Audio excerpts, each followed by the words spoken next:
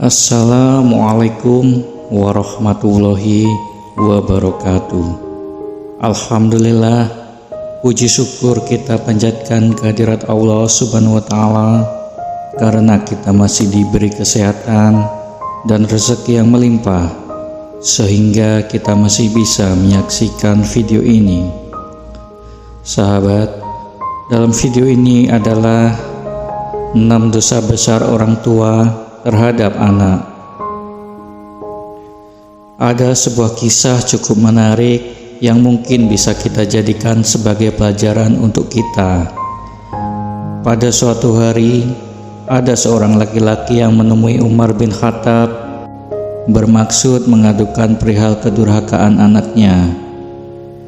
Lalu Umar memanggil anak tersebut dan menegur anak tersebut. Kemudian anak itu bertanya kepada Umar, "Wahai Amirul Mukminin, bukankah anak memiliki hak atas orang tuanya?" Umar menjawab, "Benar." Lalu anak tersebut bertanya kembali, "Apa hak seorang anak?" Kemudian Umar menjawab, "Memilihkan calon ibu yang baik untuknya, memberikan nama yang baik, dan mengajarinya Al-Quran." Lalu si anak tadi berkata, "Wahai Amirul Mukminin, ayahku sama sekali tidak pernah melakukan satu pun dari apa yang Tuan sebutkan. Ibuku wanita berkulit hitam, bekas budak beragama Majusi. Ia menamakanku Ju'lan, dan dia tidak mengajariku satu huruf pun dari Al-Quran."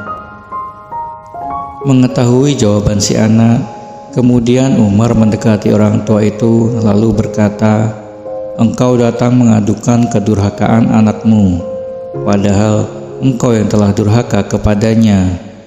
Sebelum ia mendurhakaimu, engkau sendiri telah berbuat buruk kepadanya, sebelum ia berbuat buruk kepadamu."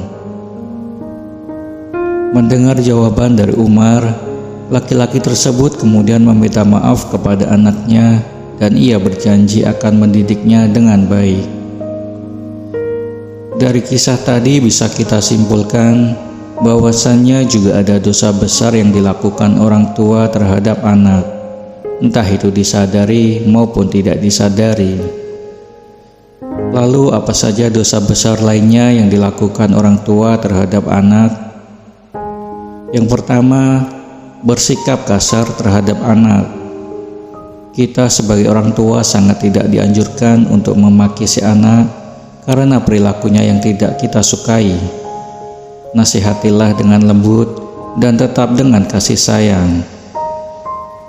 Rasulullah SAW bersabda, "Sesungguhnya kalian akan dipanggil pada hari kiamat dengan nama-nama kalian dan nama ayah kalian, maka perbaikilah nama kalian." Hadis riwayat Abu Daud.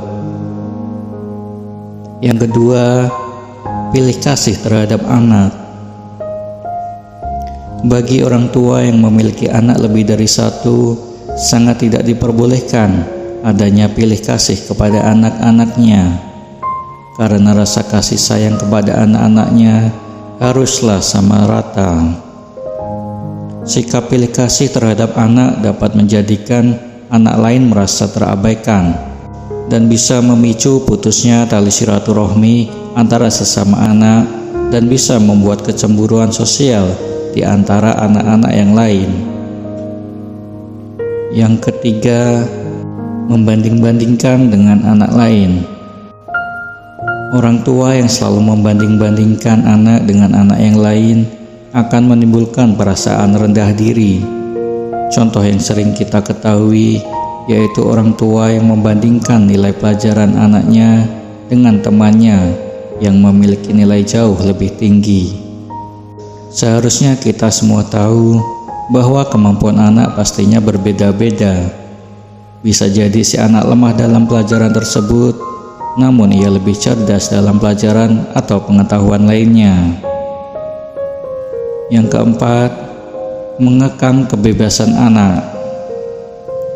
Membiarkan anak bermain justru salah satu hal yang penting dalam masa pengenalan lingkungan, juga untuk menemukan jati dirinya. Yang terpenting harus tetap diberikan arahan mana yang baik dan mana yang tidak baik. Maka dari itu, hindari kekhawatiran yang berlebihan terhadap anak. Karena anak yang selalu diberikan arahan yang baik, maka insya Allah ia bisa membedakan sendiri mana yang baik dan yang tidak. Yang terpenting bagi orang tua tetap selalu mendoakan si anak agar tidak terjerumus ke dalam lembah hitam. Yang kelima, mendoakan keburukan kepada si anak. Berdoa bukan hanya pada saat selesai mengerjakan sholat saja, bahkan setiap ucapan yang keluar dari mulut orang tua terhadap anak bisa dikatakan sebagai doa. Abu Hurairah radhiyallahu anhu berkata bahwa Rasulullah SAW pernah bersabda, ada 3 doa yang dikabulkan: doa orang yang teraniaya, doa musafir, dan doa keburukan orang tua atas anaknya. Hadis riwayat Tirmizi. Oleh sebab itu, berhati-hatilah saat berbicara kepada anak.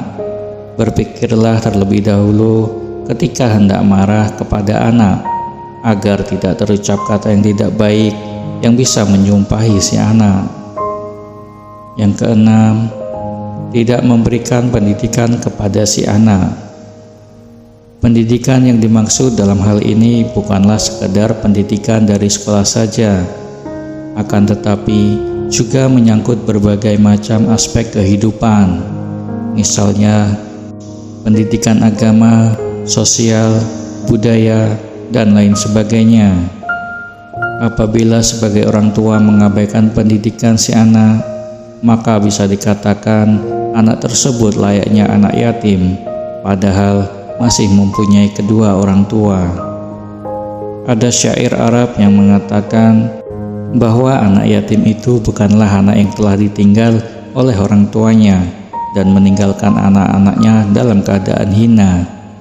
Namun sesungguhnya anak yatim itu ialah anak yang tidak dekat dengan ibunya, yang selalu menghindar darinya, atau ayah yang selalu sibuk dan tidak ada waktu untuk anaknya. Sahabat, demikian yang dapat saya sampaikan. Apabila ada salah, mohon dimaafkan. Semoga video ini bermanfaat untuk kita semua. Wassalamualaikum warahmatullahi wabarakatuh.